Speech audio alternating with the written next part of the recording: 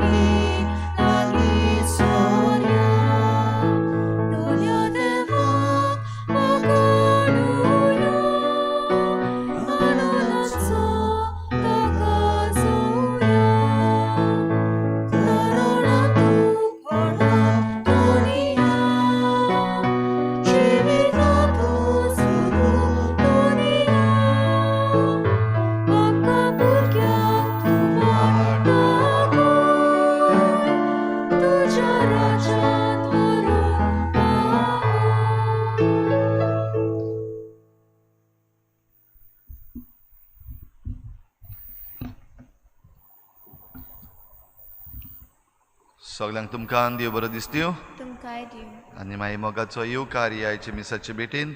ह्याचे मिसाचे भेटेन आमची सगळी मागणी आमी देवा मुखार दवरुया.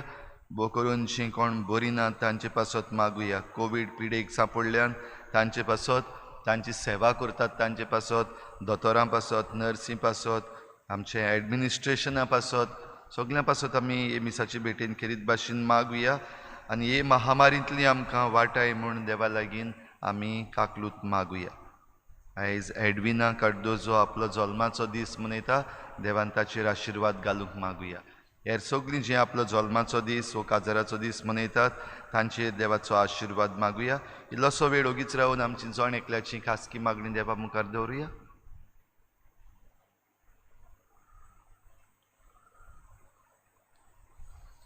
बापाचे आनी पुताचे आनी पवित्र आत्म्याचे नांवी. आमच्या सोम्या जेजू क्रिस्ताची कृपा, बापाचो मोग आनी पवित्र आत्म्याचो एकवट तुमचे सवे आसूं. तुमचे सवे आसूं.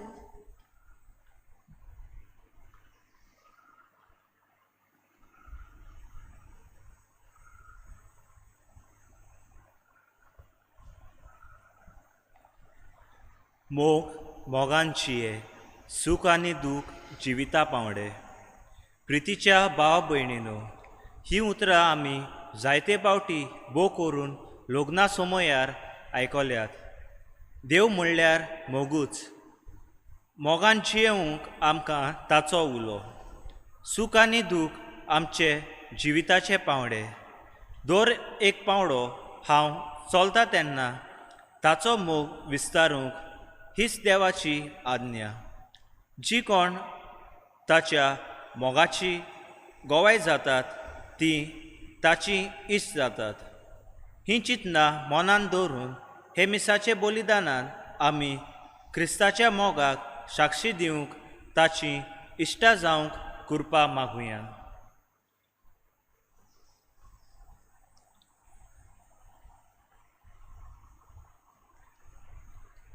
रिक्षा भाव भयणीनो, तुमी म्हजे इश्ट जेजू आमकां म्हणटा आनी ह्याच इश्टागतीन तो आमचो मोग करता आनी आमी एकामेकाचो मोग करूंक आमकां आपयल्या. तरी आसतना जायते फावटी आमी चुकल्या देखून ताचें बोगसणें मागुया. सोम्याचे जेजू, देव आमचो मोग करता पूण ताची भुरगीं कशीं ताच्या मोगाची गोवाय जावंक आमी नात. सोम्या काकुतकोर. सोम्या काकुतकोर. क्रिस्ताचे जेजू, तुवें आमकां एकामेकाचो मोग करूंक शिकयला पूण आमी मोगान जिवंक नात आनी मोगाची आज्ञा सांबाळूंक ना. क्रिस्ता काकुतकोर. सोम्याचे जेजू, क्रिस्ती मनशां कशीं आमच्या पवित्र स्नाना वरवीं देवाचीं भुरगीं तुवें आमकां केलें पूण क्रिस्ताच्या मोगान आमी रावूंक ना. सोम्या काकुतकोर. सूर पदवेदार देव आमची काकूत करूं, आमची पातकां बोगसून आमकां सासणांच्या जिविताक पावोवं.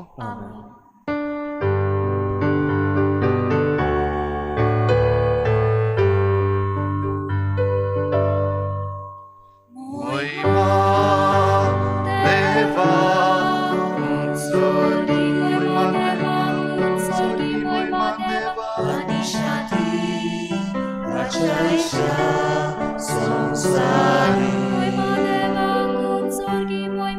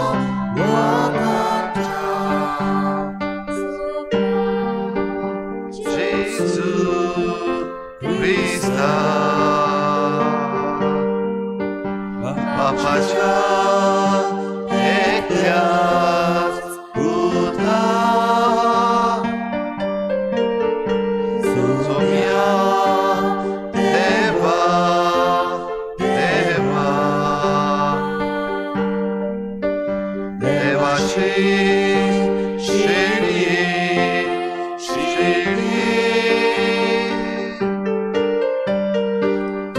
संसाराचे पाप काटाय आमची काकूत कर. तू पापाच्या उजव्याक बसलाय आमचे मागणे ऐकून घे. पवित्र आत्म्या सांगाती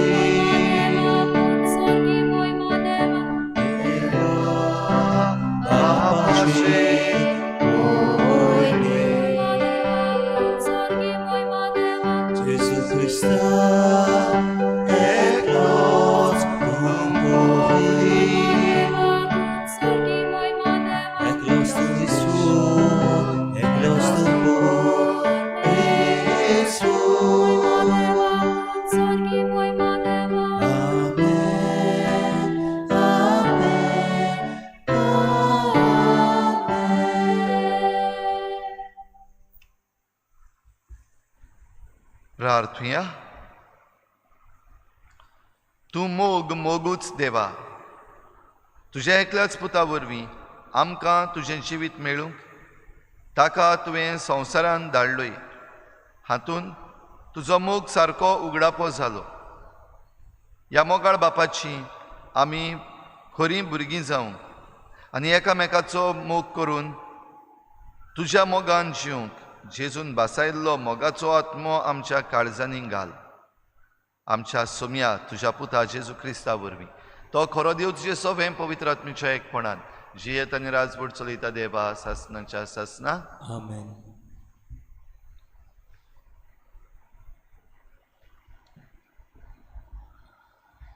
तोंडदुताच्या इतिहासा वेले वाचप. पेद्रू कोर्नालेच्या घराच्या उबऱ्याशी पावतच कोर्नेल ताका मेळूंक गेलो आनी ताच्या पांयां पडून सारकोच सोरपटलो. पूण पेद्रून ताका अशें म्हणून उठयलो, उठ, तर हांवूय एक मनीस. मागीर पेद्रून अशें उलोवंक सुरू केलें, देव मनशां मदें अंतर करिना म्हूण म्हाका आतां थावें जाला. पूण जो मनीस खंयच्याय राष्ट्रांचो तो जावन देवाक भियेता आनी प्रमाणीकपणान चलता तो की देवाक आवडटा.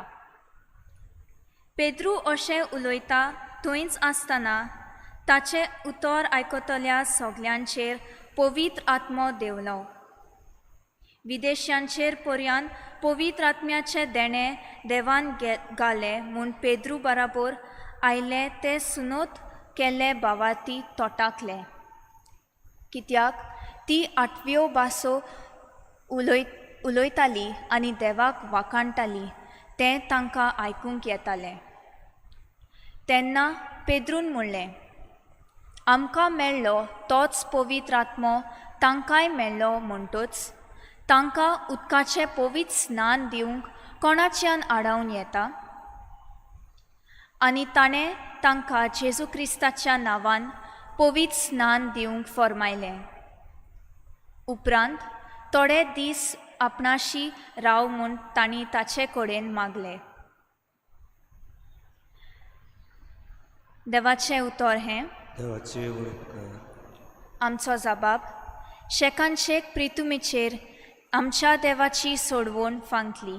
पोतून म्हणुया, शेकांचेक प्रितुमेचेर आमच्या देवाची सोडवण फांकली. सर्वेस्पराक रोचून गाव नवें गीत सुंदर सोबीत. ताणें केली ओचोऱ्यां उजव्या हातांच्या बळान आनी पवित्र बावल्यान जोयत व्हरून सोडवून दिली. जबाब शेकांचेक प्रितुमेचेर आमच्या देवाची सोडवण फांकली. इस्रायलाचे कुळये ताय आपलो तीर विस्वाशी मोग मनान दवरून सर्वेस्परान आपली सोडवण परगटली. राष्ट्रांचे दोळ्या मुखार आपली नीत दाखोवन दिली. जबाब शेकांचे प्रितुमेचेर आमच्या देवाची सोडवण फांकली. शेकांचे प्रितुमेचेर देवाची सोडवण फांकली. आख्खे पृथ्वे गणगणान सर्वेस्पराच्या मनाक कुशाल गितां गळून गाव. आनंदाचे उल्हास सोड. जबाब शेकांचे प्रितुमेचेर आमच्या देवाची सोडवण फांकली.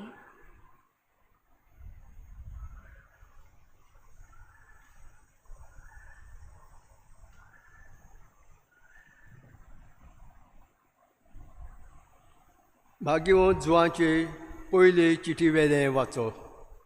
म्हज्या अपुरबायेच्या भुरग्यांलो, एकामेकाचो मोग करुया, कित्याक मोग म्हटल्यार देवा कडलो आनी जो कोण मोग कोत्ता तो देवा तांय जल्मला आनी देवाक अडकता. जो कोण मोग करिना ताका देवाची ओळख मेळूंक ना. कित्याक देव म्हटल्यार मोगूच. आपल्या एकाच पुता वरवीं आमकां जिवीत मेळचे खातीर देवान ताका संवसारान धाडलो. हातून देव आमचो मोग कोत्ता म्हूण उक्तापें जालें. हांव मोग म्हणटा तो हो. आमी देवाचो मोग केला तो न्हय, पूण ताणें आमचो मोग केलो तो आमची पातकां नाटक करून बोली कसो आपल्या पुताक धाडून मोग केलो तो. देवाचें उतर हें. देवाचे व्हड उपकार. उद्गार.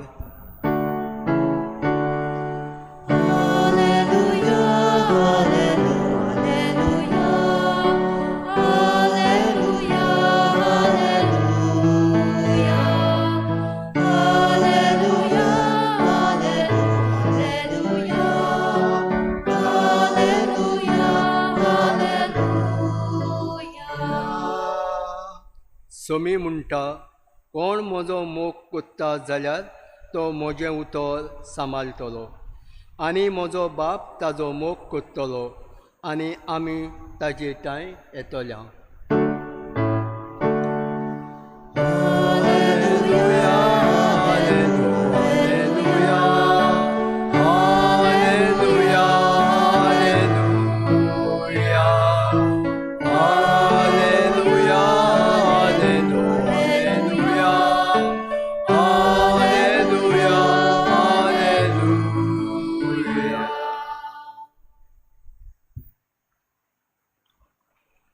सर्वेस्पोर तुमचे सवे आसूं. तुमचे सवे आसूं. जुवांवा परमणे जेजू क्रिस्ताचें शुभ वर्तमान. महिमा तुका सुम्या. जेजून आपल्या शिसांक म्हणलें, जसो बापान म्हजो मोग केला तसो हांवें तुमचो केला. म्हज्या मोगान रावात. हांवें म्हज्या बापाच्यो आज्ञा सांबाळल्यात आनी ताच्या मोगांत हांव आसां. तशेंच तुमी म्हज्यो आज्ञा सांबाळशात जाल्यार म्हज्या मोगान रावतल्यात. म्हजी कुशालकाय तुमचे सवे आसचे खातीर आनी तुमची कुशालकाय पूर्ण जावचे पासत हांवें तुमकां ह्यो वस्तू सांगल्यात. म्हजी आज्ञा ही, हांवें तुमचो मोग केला तसोच तुमी एकामेकाचो करात. कोणें जर आपल्या इश्टा पासत आपलो जीव दिलो हाचे परस व्हड मोग ना. हांव फरमायता तें तुमी करशात जाल्यार तुमी म्हजे इश्ट. ह्या फुडें हांव तुमकां चाकोर म्हणचो ना, कित्याक आपलो दोनी कितें करता तें चाकोर नकळो. पूण हांव तुमकां इश्ट म्हणटा, कित्याक म्हज्या बापा कडचें हांवें आयकलां तितलें हांवें तुमकां कळयलां. तुमी म्हाका विचून काडूंक ना, पूण हांवें तुमकां विचून काडल्या. आनी ह्या पासत तुमकां नेमल्यात की तुमी वेचे आनी फळां दिवची, तोगतात तसलीं फळां. अशें म्हजे नांवी बापा कडेन तुमी मागतात तितलें तो तुमकां दितलो. ही म्हजी आज्ञा तुमकां, एकामेकाचो मोग करात.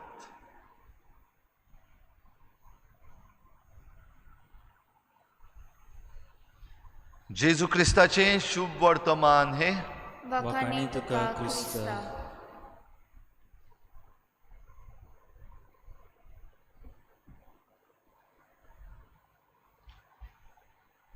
तिच्या भाव भयणीनो, आमच्यो वेगवेगळ्यो नदी आसात. तांचे मदें युरोपान केरीत भाशेन असल्यो नदी आसात कॅनडा आनीक आमच्या संवसाराच्या वयल्या भागान, ज्यो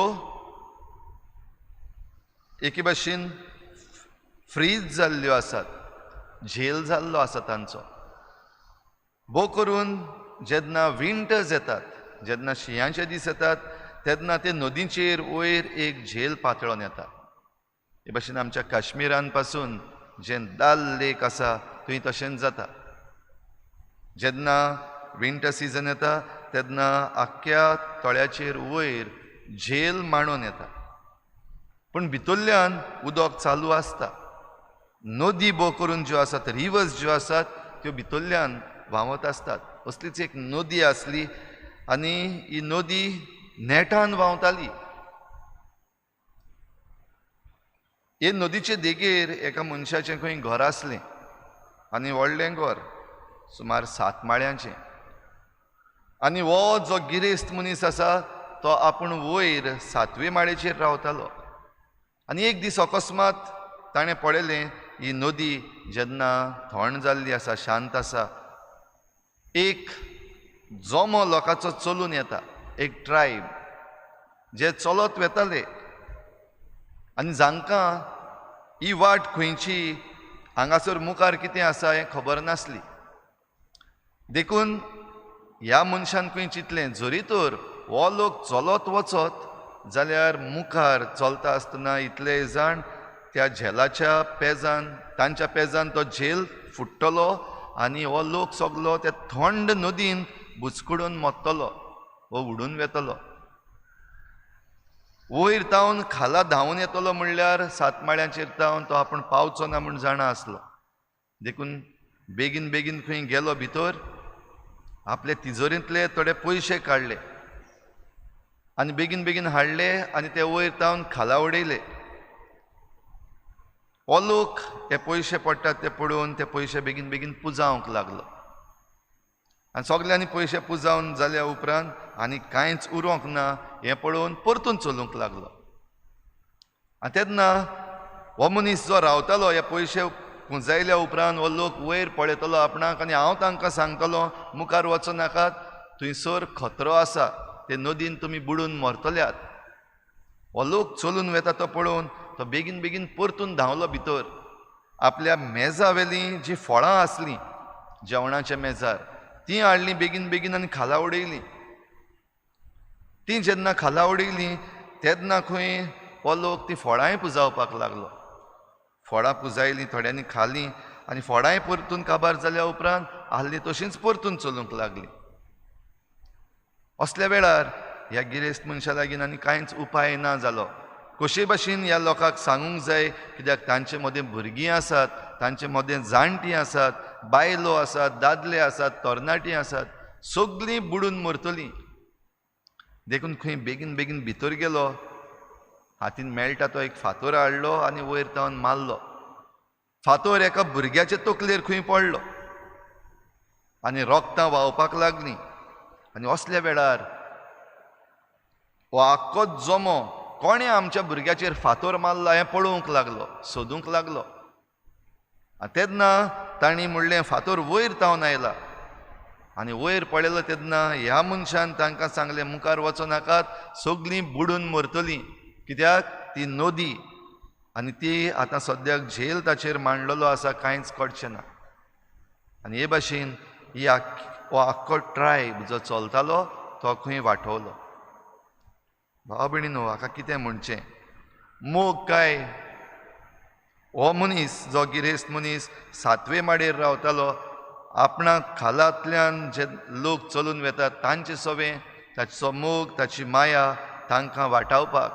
देखून पयले पयशे उडयले, मागीर फळां उडयलीं आनी कांयच जायना ह्या पयशांनी आनी ह्या फळांनी. तेन्ना फातर दिलो. भाव भयणीनो, आयज जे परिस्थितीन आमी आसा, एक नदर आमच्याच जण एकल्याच्या जिविताचेर मारली आमचेरूच मनीसकुळाचेर मारली जाल्यार आमच्यान म्हणूंक जाता काय? देवान आमकां कितलीं देणी दिल्लीं आसात पयलीं, आपल्या मोगाचीं देणी घेवन आमी परतून हो देव म्हूण ताका पळयला.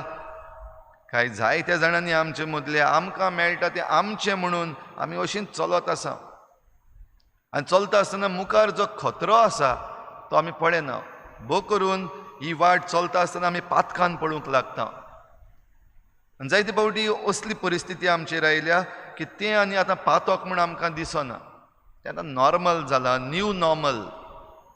आतां सद्याक कोणें जरी तर म्हणलें I am corona positive, covid positive, जाल्यार म्हणटा this is a new normal. आतां व्हडलेंशें कांय ना. फर्स्ट वेव जेन्ना आयिल्ली तेन्ना आय एम कोवीड पॉझिटीव म्हणत जाल्यार जातालें, कोवीड पॉझिटीव जाला तूं. आतां कोणें हांव कोवीड पॉझिटीव म्हणल्यार it is a new normal. सगलीं कडेन जातलीं कोवीड पॉझिटीव. जाल्यार जिविताक आमच्या लायत जाल्यार खंय आसांव गाय. भाव भयणीनो, आयच्या वाचपांनी आमकां मेळटा देवाचो मोग. पयल्या वाचपान आमी पळयता पेद्रू कॉर्नेल म्हणटा त्या मनशाशी गेलो. कित्याक? कॉर्नेलान ताका आपोवन हाडलो. आनी कॉर्नेल फौजेचो मनीस, फौजेंतलो मनीस कसो? एक बरो मनीस आसलो.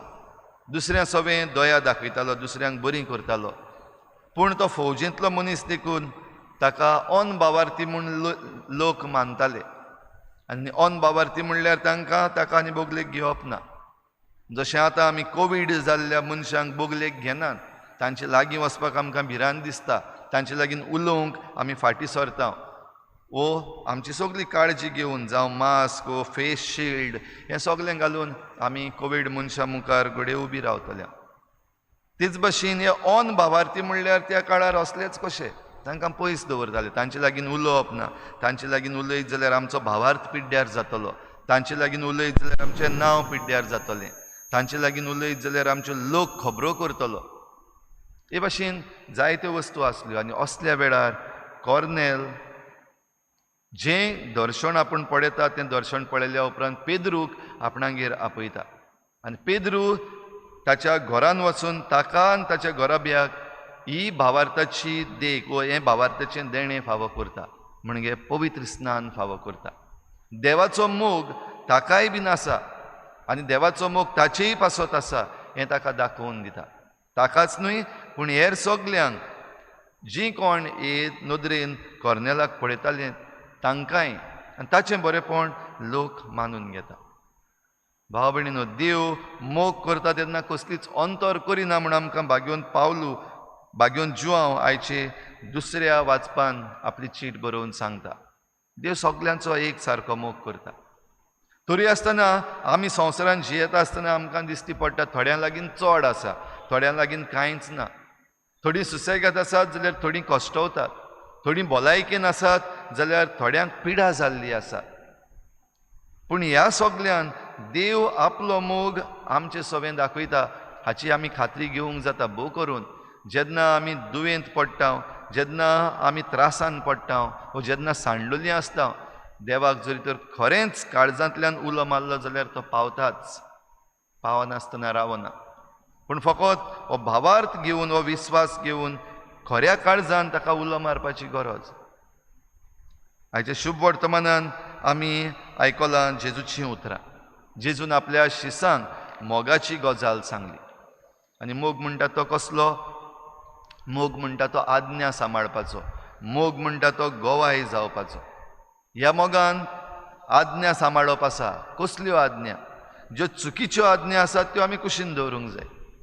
ज्यो सारक्यो आज्ञा आसात त्यो आमी पाळूंकूच जाय. आनी देवा कडल्यो चुकीच्यो आज्ञा येवपाक शकना. मनशां कडल्यो येतात. भोव करून जेन्ना आमच्या हातान घडये सरकारी पदवी आसा वा आमकां कायदे करपाची पदवी दिल्ली आसा, आयज जायते कायदे आमी असले पळयता जे देवाक मानचे नात. भोव करून उदरगतीच्या नांवान आयज आमी संवसारान अशें केल्लें आमकां दिश्टी पडटा. हो संवसार एक उदरगतीच्या मार्गार चलत आसा विथ फास्ट पेस. बरी स्पीड आसा आमची, चलतात. आनी आमी चलता तेन्ना खुद देव आमकां जायते फावटी दाखोवन दिता. बऱ्यो बऱ्यो वस्तू आमकां दिवन आमकां सांगता की हो मोग देवाचो.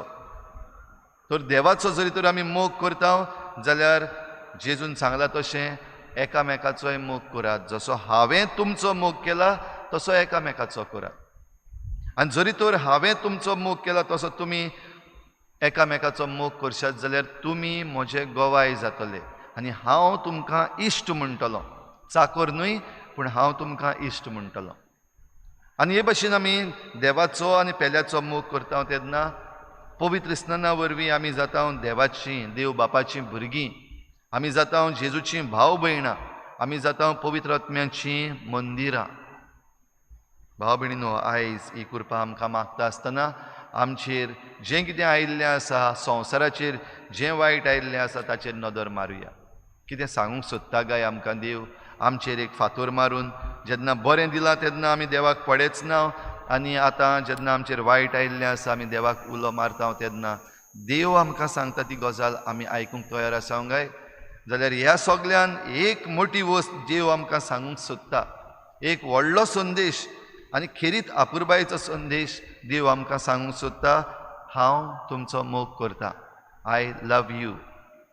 आनी जे भाशेन हांव तुमचो मोग करता आज्ञा ही तुमी एकामेकाचो मोग करात. तर ह्या दिसांनी भोव करून आमच्या शेजाऱ्याक कोण बरो ना जाता, कोणाच्यान घरांतली भायर सरूंक जायना, आपल्याक घडये बाजार करूंक वो जेवण पासून रांदूंक जायना जाल्यार असल्या वेळार आमकां हो सोयेग हो एकामेका सोबे मोग करूंक आमकां आपयला तो मोग करून दाखोवंक.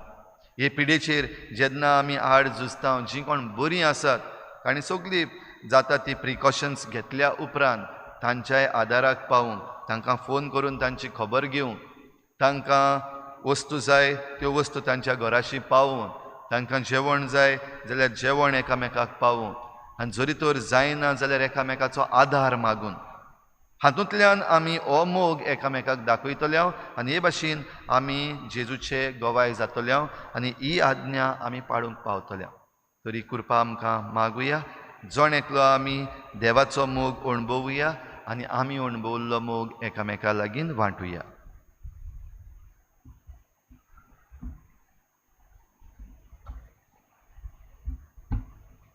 सतमंता देवा, सोरपदवीदार बापा, स्वर्गान पृथ्वीच्या रुचणारा आनी जेजू क्रिस्ता ताच्या एकल्याच पुता आमच्या सुम्या तो पवित्र आत्म्या वरवीं गर्भ संभवलो, आंकवार मरेतान जल्मलो, पोंच पिलातान ताणें कोश्ट सोंसले, ताका कुर्सार चोडलो, तो मेलो आनी ताका निखिपिलो, तो मेल्ल्या मदें देंवलो, तिसऱ्या दिसा मेल्ल्यांतलो जिवन जालो, स्वर्गार चडलो, सोरपदवीदार देव बापाच्या उजव्याक बसला, थंय तांचे जिवेन मेल्ल्यांची मुनसुबी करूंक येतलो.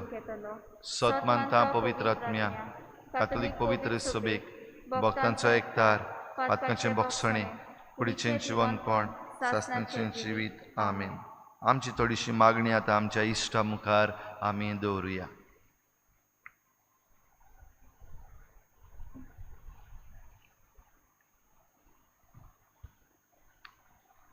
आमच्या पवित्र सभेच्या फुडाऱ्यांनी जेजूक आपलो खरो इश्ट करून आपल्या जिविताचे देखींतल्यान ताच्या मोगाचो रुपकार जावन आपल्या शेळयांची सेवा करूंक देवा लागीं मागुया.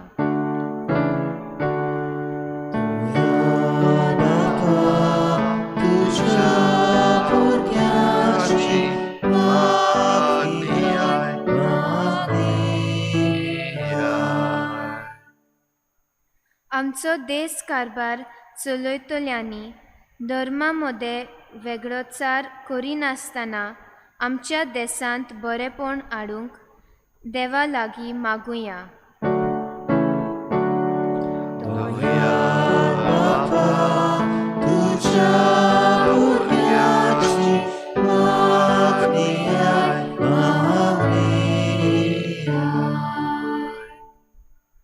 आमच्या कुटुंबाच्या दर एक वांगड्यान जेजूक आपलो इश्ट म्हूण वळखून आपल्या कुटुंबांत मोगाचें वातावरण रचून हाडूंक वावुरल्यार पुरो म्हूण देवा लागीं मागुया.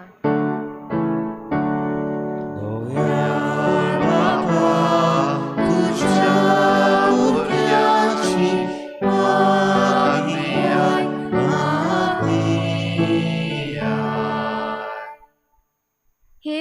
भोंवतणी एकठांय जाल्ल्या आम्हा सोमेस्तांनी एकामेकाच्या मोगांत जेवन जेजूच्या मोगाची गोवायकी जावन पवित्र आत्म्याची कृपा आनी बळ देवा लागीं मागुया.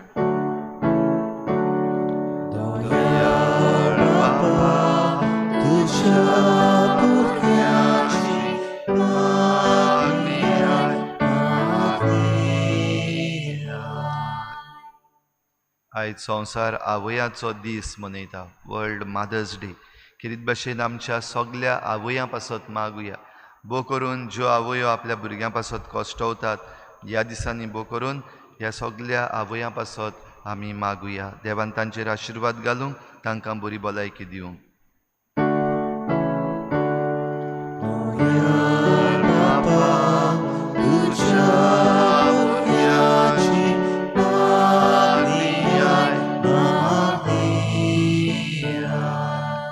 आनीक एक फावटी इल्लोसो वेळ ओगीच रावन सगलींची कोण एक कोवीड पिडेक सांपडलेलीं आसात, सगलीं जीं कोण ह्या मरिजांची सेवा करतात, दोतोर, नर्सी आनी हेल्थ वर्कर्स, तशेंच कारबार सांबाळटात, तांच्या सगल्यां पासत इल्लोसो वेळ ओगीच रावन मागुया.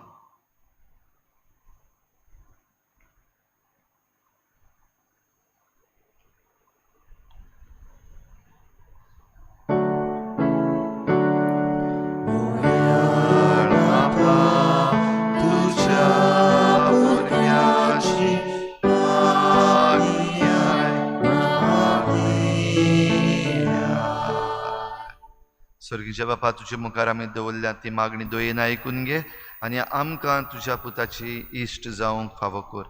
क्रिस्ता आमच्या सुमया वरवीं. गायन घेवया C15.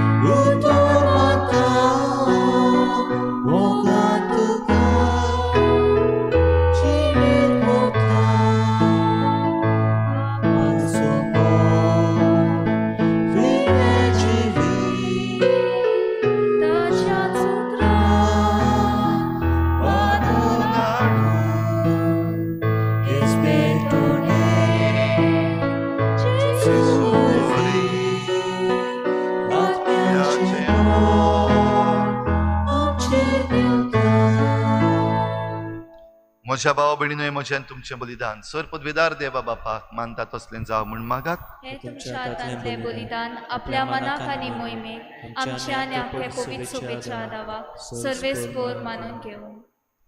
प्रितीच्या बापा, कोणेय जर आपल्या इश्टा पासत आपलो जीव दिलो, हांचे परस व्हड मोग ना म्हूण जेजून आमकां उगडास केला. आनी ताणेंच न्हय इश्टां पासत पूण आमा दुस्माना पासत खुरसार आपलो जीव दिलो. ह्या ताच्या उतरा चिंतना व्हरत्या मोगाचें बलिदान आमी तुका समर्पिता आनी ताच्या बळान तीच मोगाची वाट धरूंक आमकांय फावो कर म्हूण मागता. क्रिस्ता आमच्या सुमया वरवीं. आमेन. सर्वेस्पोर तुमचे सोवें आसूं. तुमचे सोवे आसूं. आमची काळजां उबारुया. आमी ती सर्वेस्परात आयन उबारता. सर्वेस्पराक आमच्या देवाक दिन वासुया. ओय अशें आमी करूंक फावो. सर्वेस्परा पवित्र बापा, सर्व काळी आमी तुका वाखाणूंक फावो. हो कायदो नितीचो आनी आमच्या फायद्याचो, पूण अदीक करून ह्या उत्तम काळार तुजे मोहिमेची कीर्ती आनी वाखाणणी व्हरत्या दोबाज्यान आमी करची, कित्याक जेजू जालो आमची पासकांची बोली. ताचे वरवीं एक नवो काळ उदेलो, पातकांचो लांब युग सोंपलो, इबाडलेलो संवसार नवो जालो आनी मनीस परत सोपुर्नायेक पावलो. देखून पास्कांच्या संतोसाच्या नादार उल्हासता सगलो संवसार आनी सर्गीचे सर्व दलबार निरंतरी गायतात तुजे मुखार.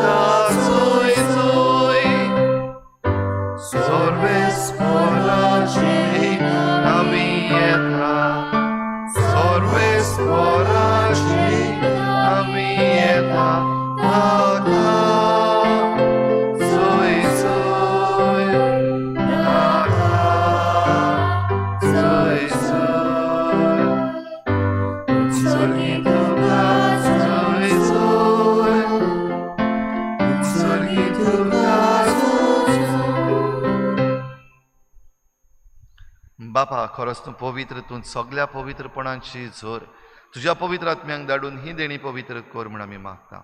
जावं ती आमकां आमच्या सोमया जेजू क्रिस्ताची कूड आनी रगत. आपलेच कुशीन कोश्ट मरण सोसूंक वेचे आदी ताणें उंडो घेतलो. तुका दिनवासून तो मोडलो, तो आपल्या शिसांक दिलो आनी म्हळें, ओ तुमी समेस्त घेयात आनी खायात, ही म्हजी कूड तुमचे पासत समर्पूंची.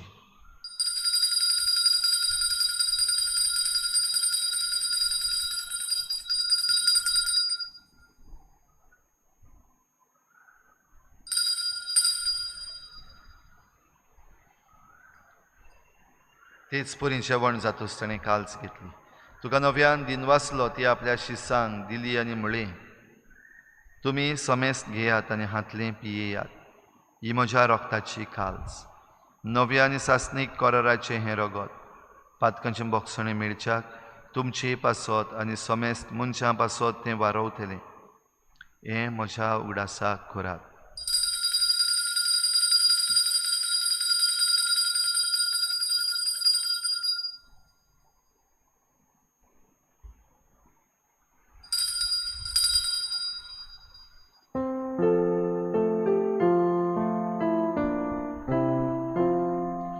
बाभारताचो गोठ परगोठुया. Gesù melo, Gesù जीवन जाला, Gesù nowyan येतलो. Gesù melo, Gesù जीवन जाला, Gesù nowyan येतलो. बापा, जेजूच्या मरणाचो आनी पुनर्जीवनपणाचो आमी भक्तीपणी उगडास करता आनी हो जिविताचो उंडो आनी सोडवणेची खाल्स तुका समर्पिता. तुजे मुखार येवंक आनी तुजी सेवा करूंक आमकां फावो केलें देखून आमी तुका दिन वाचता आनी जेजूची कूड आनी रगत शेवतले आमा समेस्तांक पवित्र आत्म्या वरवीं एकठांय कर म्हूण आमी नम्रतायेन मागता. सर्वेस्परा, आखे प्रितमीचेर विस्तारलोले तुजे पवित्र सभेचो उगडास कर आनी फ्रांसीस आमच्या बागयोन बापा, फिलिप नेरी आमच्या गवळी बापा आनी सगळे याज्ञिकी वर्ग बराबर तिका प्रिती मोगांत वाडय. पुनर्जीवनपणाचो भरवसो धरून मेल्यान त्या सगळ्या आमच्या बाबा भयणांची काकूत कर. तांकां तुजे इश्टागोतीन मेल्ल्या समेस्तांक तुजे परजळीत मुखामळ पळोवंक फावो कर. आमा समेस्तांची हे बेटेक आयज आजीर जालोल्या सगळ्या तुज्या भुरग्यांची दया कर म्हूण आमी मागता. आंकवार मरे देवाची माई सांगाती तुज्या पोती बागयोन जुजे, बागयोन धर्मदुतां, बागयोन जुजे वाज आनी बागयोन फ्रांसीस शावियर आनी सर्व काडी तुका मानवल्यात त्या सगळ्या भक्तां बरोबर सासणेच्या सुखांत आमकां वांटो दी. तांची सांगाता तुजी मोहिमा गावूंक आमकां फावो कर. जेजू क्रिस्ता तुज्या पुता वरवीं. त्याच जेजू वरवीं, त्याच जेजू सांगाता, त्याच जेजू थाय पवित्र आत्म्याच्या एकपणान सुरपदवेदार बापा सर्वंदनांनी वैभव तुका सासनाच्या सासना.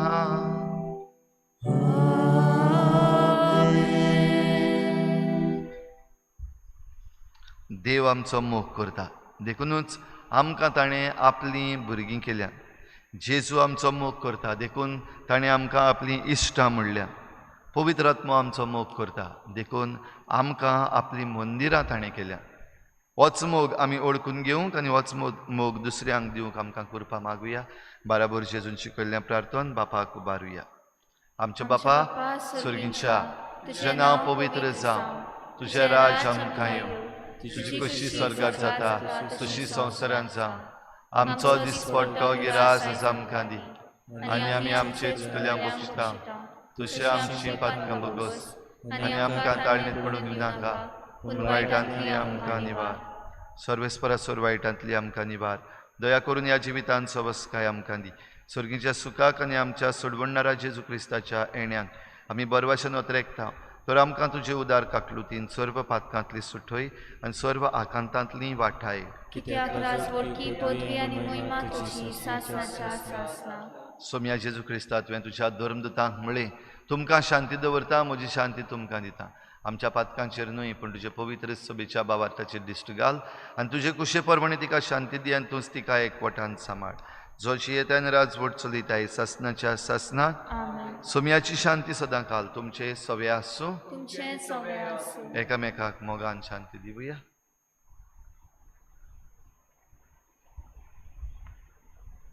देवाचे शेळे संवसाराचे पाप काटले आमची काकूट कर. देवाचे शेळे संवसाराचे पाप काटले आमची काकूट कर. देवाचे शेळे संवसाराचे पाप काटले आमकां शांती दी.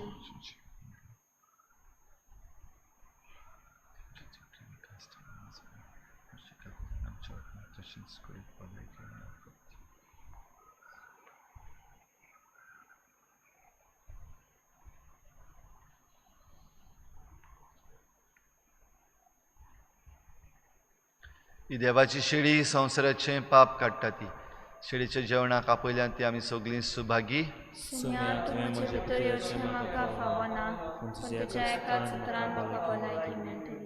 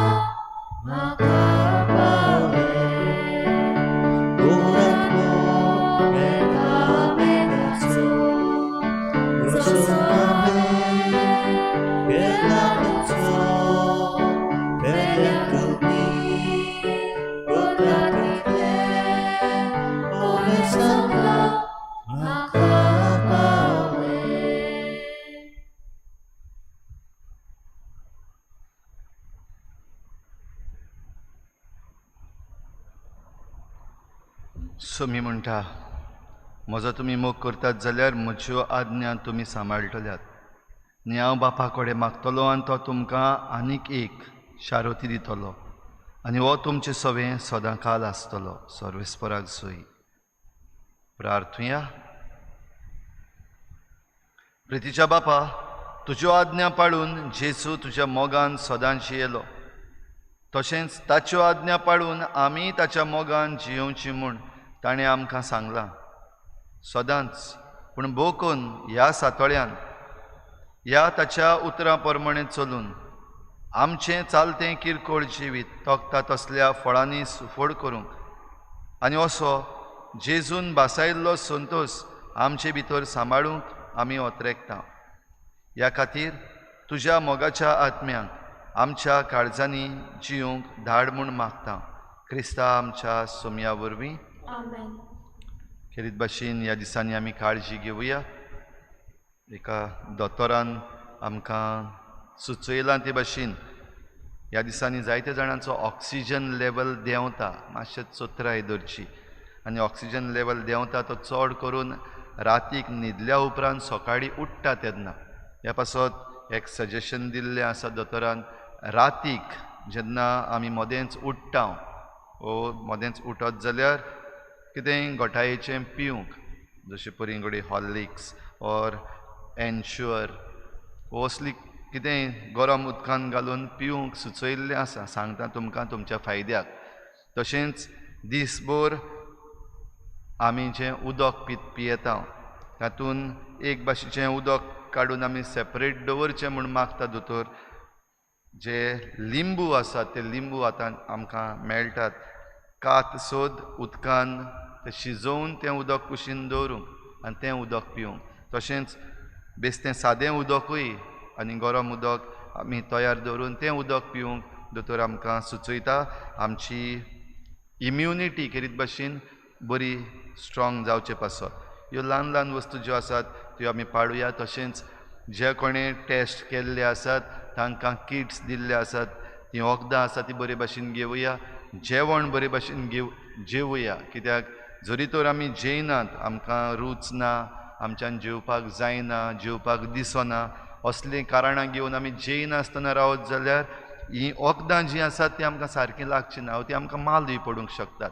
ह्या पासत जेवण बरे भाशेन जेवचें, वखदां बरे भाशेन घेवचीं, एकामेकाची खबर घेवची आनी जाता ते भाशेन आमी आमच्या घरांतूच रावून हे महामारीचेर आड आमचें झूज मांडुया. आनी आमचे ऑथॉरिटीज जे आमकां करूंक मागतात, सहकार मागतात, भोव करून दोतोर नर्सी आमचे लागीं सहकार मागतात. आमी पॅनीक जायना जावपाक आनीक आमी बेश्टींच गरजे भायर घरांतलीं भायर सरना जावपाक, क्रावड आसा थंयसर वचना जावपाक, आमचे मास्क घालून रावपाक, आमचे हात बरे भाशेन सॅनिटायज करपाक, हे सगल्यो वस्तू आमी बरे भाशेन करुया आनी बाराबर हे महामारीचेर आमी आमचें झूज आमी मांडुया. सर्वेस्पर तुमचे सवे आसूं. सर पदवेदार देव, बाप आनी पूत आनी पवित्र आत्मा तुमचेर आशिर्वाद घालूं. वचून यात. जेजूची शांतीन आनी मोगान तुमकां धाडटा. देवाचे गोड उपकार. गायन घेवया F7.